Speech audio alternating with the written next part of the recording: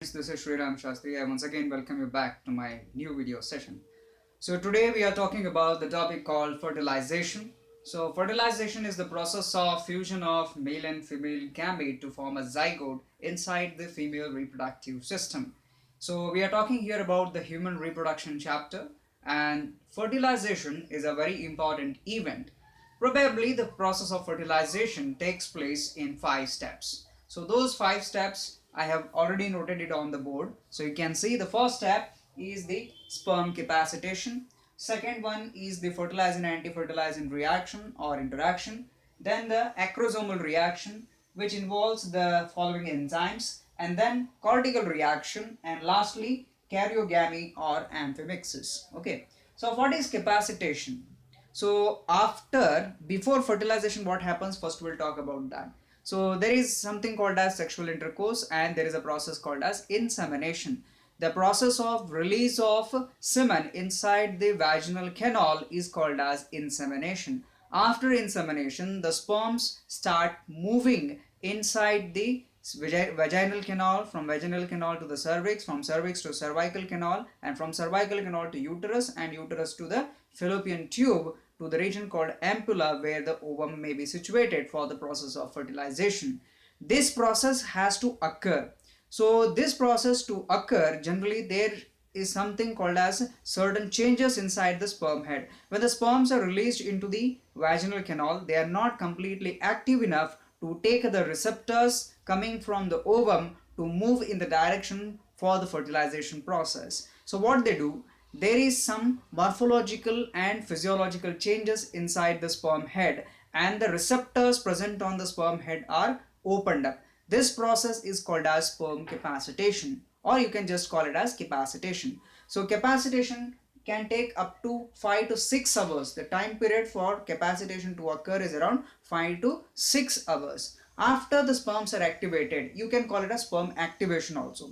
Once the sperms are activated, now the interaction of the chemicals which is produced from the ovum and they are received by the sperm head, that is fertilizing and anti-fertilizing. They are species specific chemicals. So what is fertilizing? Fertilizing is a chemical which is produced from the ovum to attract the what you call as male gamete, or to receive the male gamete. So anti-fertilizing are the receptors present on the sperm head. They bind to the fertilizing, and that causes movement of the sperm towards the direction of fertilization.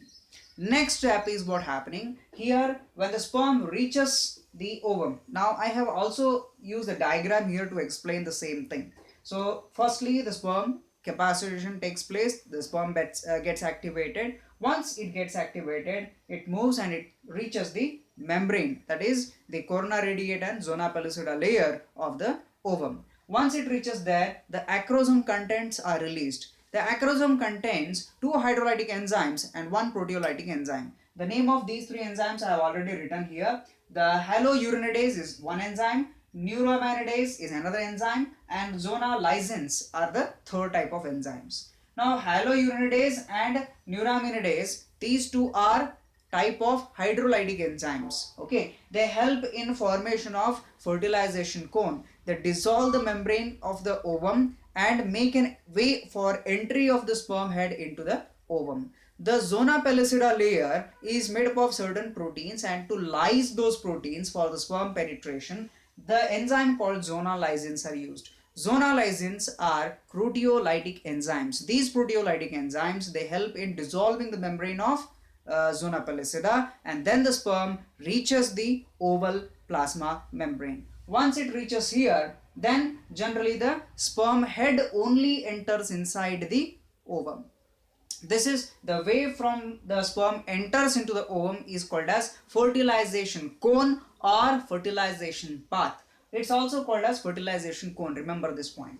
Then after the fertilization cone is formed, the next step is cortical reaction. Once a single sperm enters inside immediately the oval plasma membrane, the cortical granules release the chemicals to thicken the zona pellucida layer, which avoids multiple entry of sperm, or it avoids polyspermy. Polyspermy means many other sperms are also in competition, because there are millions of sperms which try to reach the ovum during the process of fertilization, but only one succeeds to do so.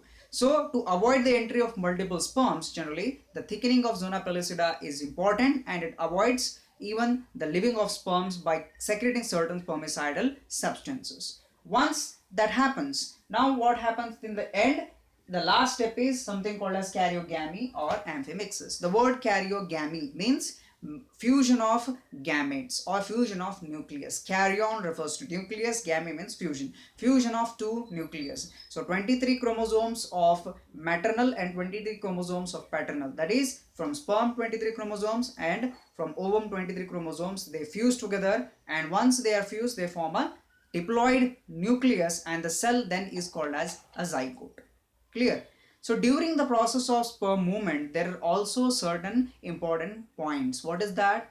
During the sperm start traveling from the vaginal canal to reach the region where ovum is situated, first thing what happens is the secondary oocytes undergoes final maturation to form a mature ovum. First point. And if the fertilization can occur only and only if the ovum is released on the 14th day of the menstrual cycle and it's ready for the process of fertilization. Secondly, what happens there?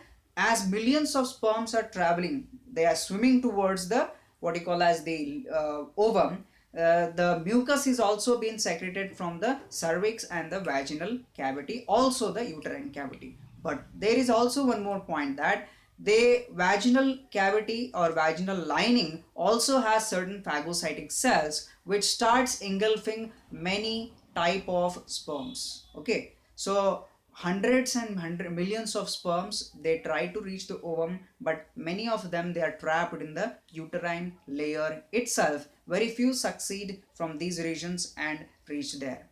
Okay, so this is some of the important facts that happen during the process of fertilization. So you can remember these 5 points very clearly, and you have to clearly write about the explanation of these 5 points. That is capacitation, then fertilizing anti-fertilizing reaction, then acrosomal reaction, the type of hormones, the type of enzymes present inside it, and then cortical reaction and karyogamy. Clear? So this completes the topic called fertilization. In the next topic, we'll continue with the structure of cleavage and division of cleavage, formation of embryo and implantation of the embryo. Thank you.